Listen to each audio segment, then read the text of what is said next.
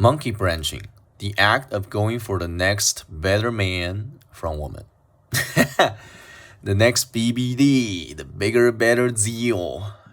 Okay, so I'm not saying this to be salty or bitter, but I'm trying to state the facts and look at them objectively.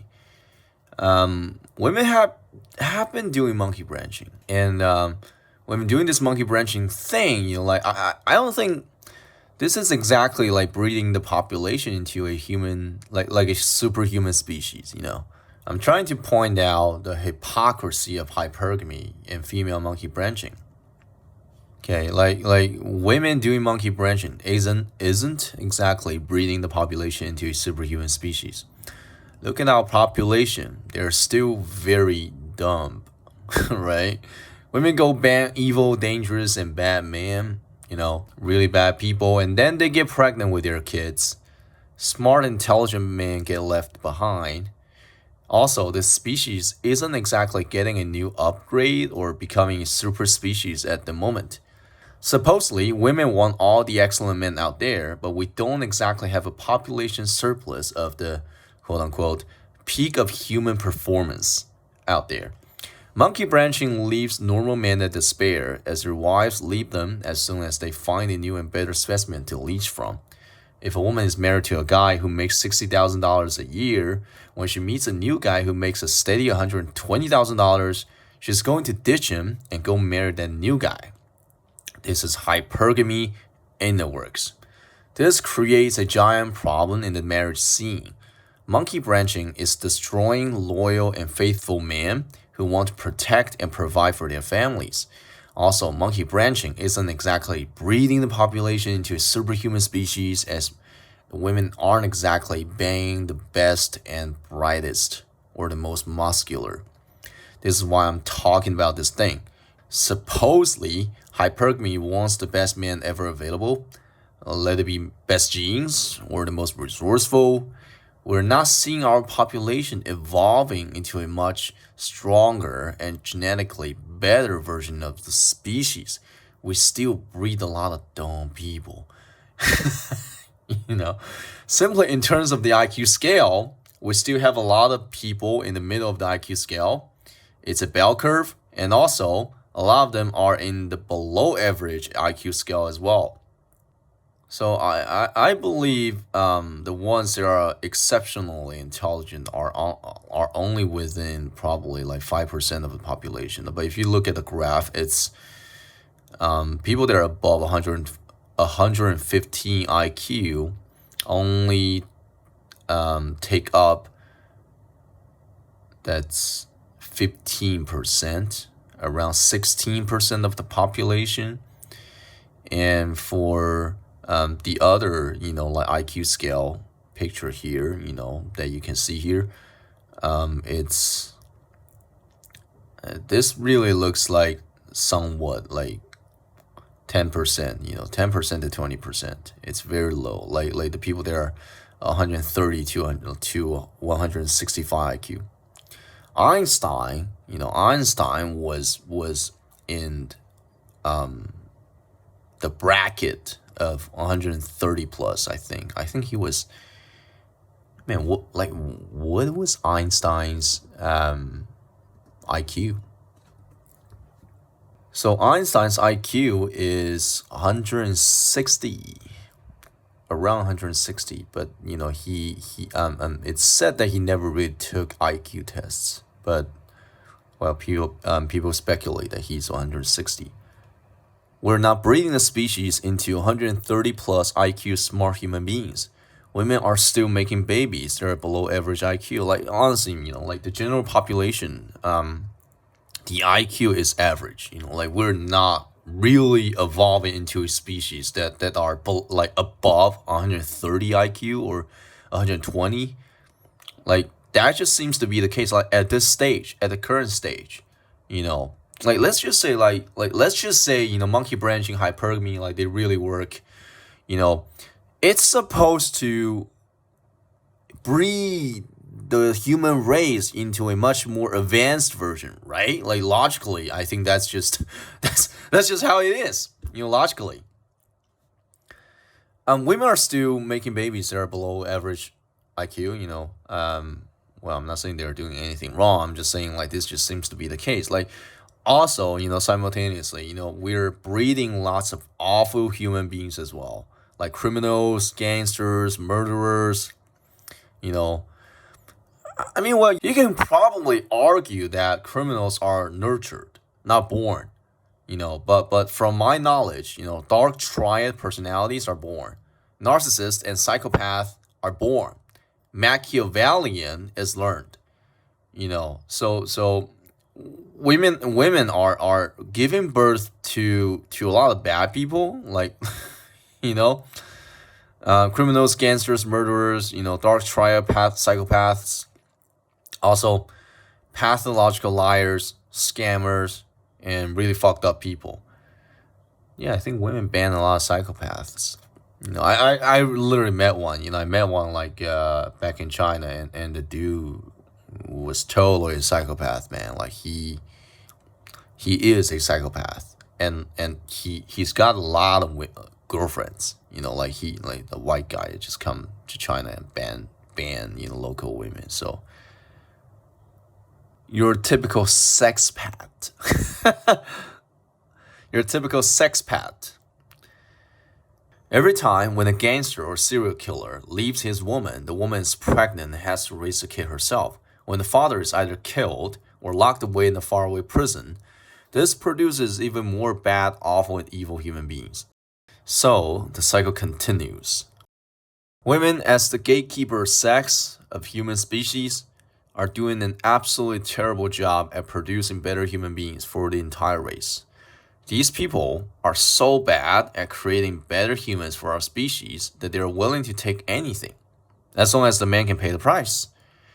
If evil people have mustered lots of wealth and constantly get women pregnant, then we are producing a lot more evil people, isn't it?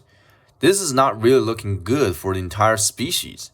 At some point, the population is going to meet its collapse as there are no more idiots to be exploited by evil people anymore.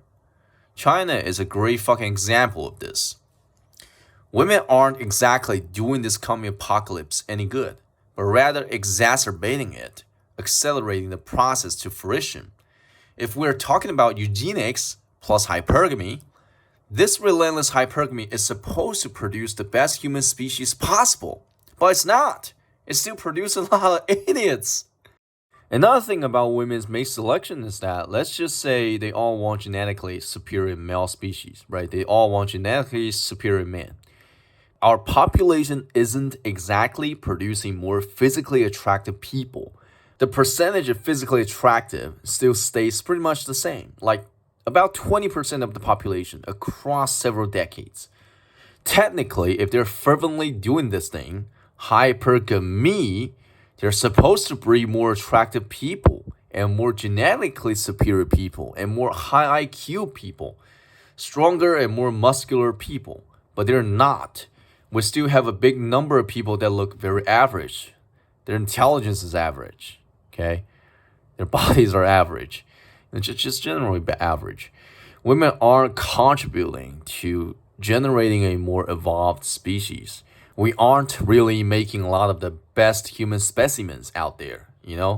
We don't have a lot of Steve Rogers out there. Like, the species isn't exactly evolving into a much stronger, faster, smarter, and more competent version of itself.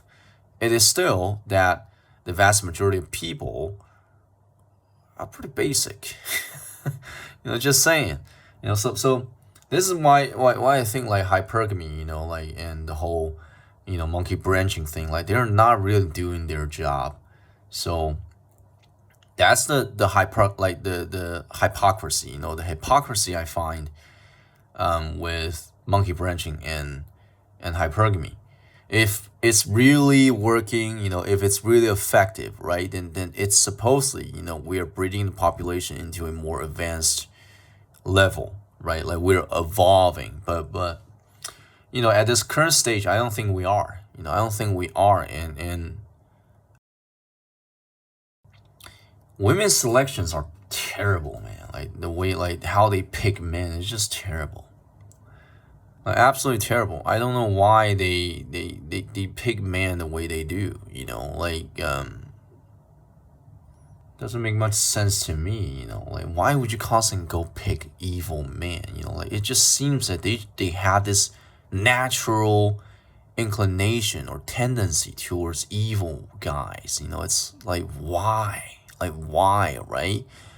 You know, if the guy is a felon, convicted, a convict, if the guy is generally a piece of shit, if the guy has the domestic violent history, it's just, what, I don't get it. I don't get it. And I also kind of don't want to find out.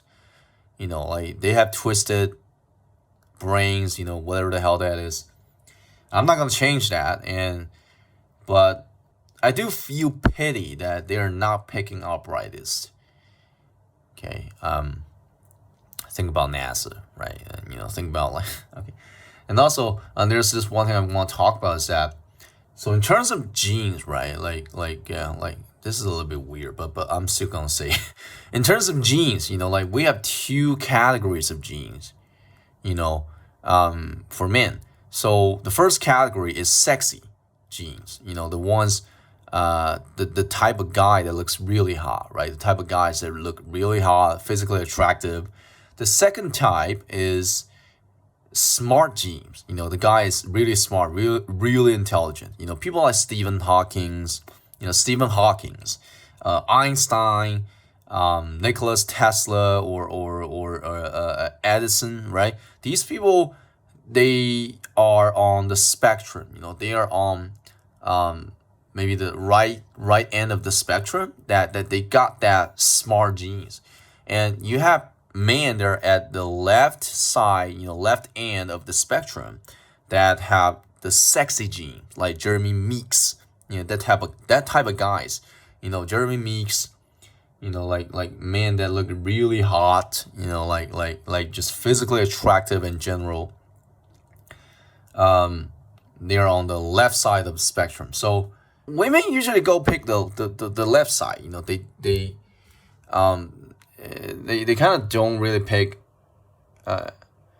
On rare occasions, they will pick men on the right side. Like, think about Isaac Newton, right? Isaac Newton, the man who discovered, gravitational pull, right? Absolutely brilliant, brilliant, intelligent, and smart. But he ain't got no bitches. you know, he I think he never married. He never married. It's weird, isn't it? Like, we're not having offspring for the brightest human beings. It's just think about it. If the smartest of our kind have a lot of kids and they all survived, like our species, like the creativity and productivity of our species can tenfold, you know, and if the brightest have a lot of kids, a lot of offspring, okay, it can tenfold.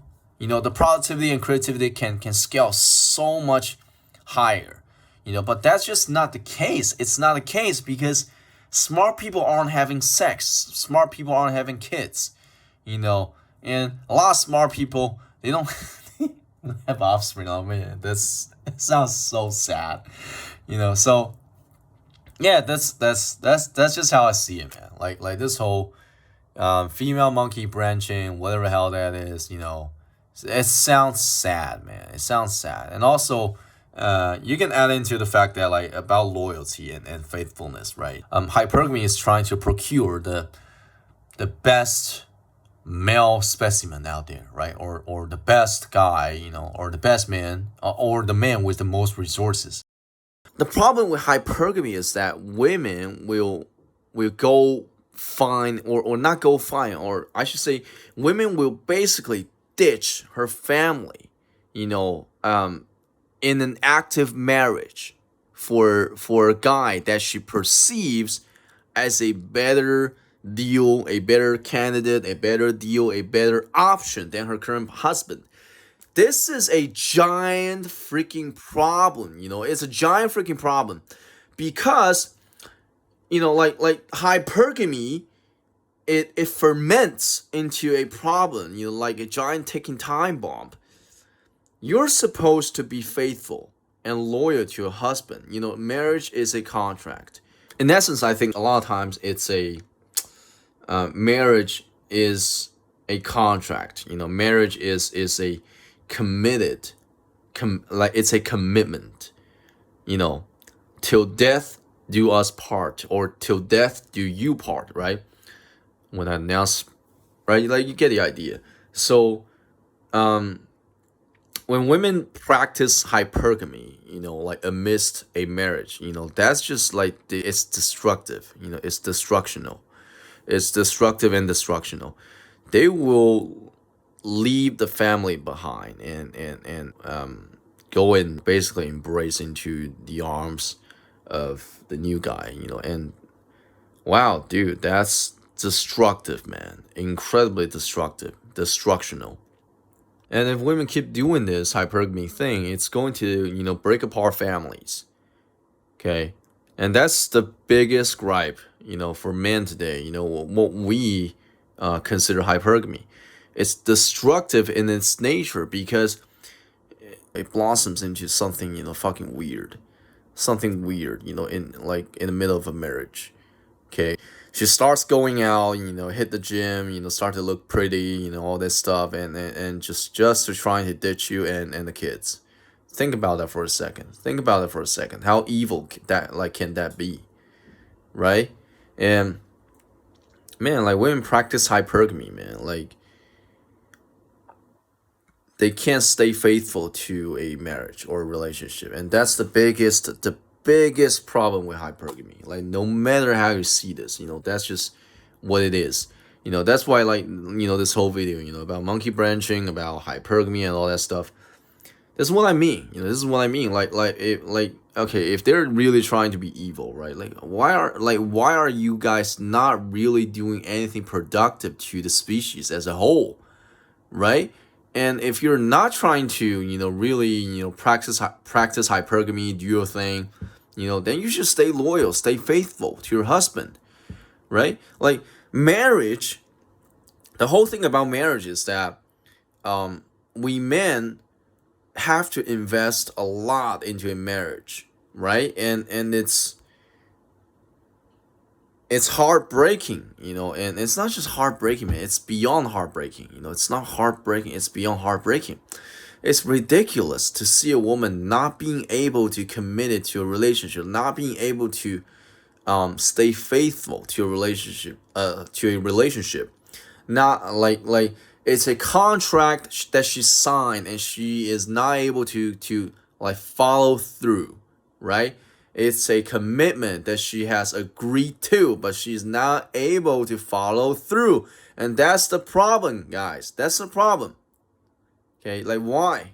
Right? Why? If you can't do it, don't sign it, right? If you can't do it, don't sign the papers. If you can't do it, don't say I do. Don't say yes I do. Don't say yes I can. Right? It's that simple. It's that simple. This is why prenups exist. This is why prenups exist. It is to, mitigate the damage that women can bring to the marriage when she decides to just leave. A lot of times, like I think the current U.S. law, doesn't really require a woman to have like legitimate reasons, to quit a marriage. They can just leave. Literally just leave. So. Dude, that's crazy. That's kind of ridiculous to me. You know what I mean?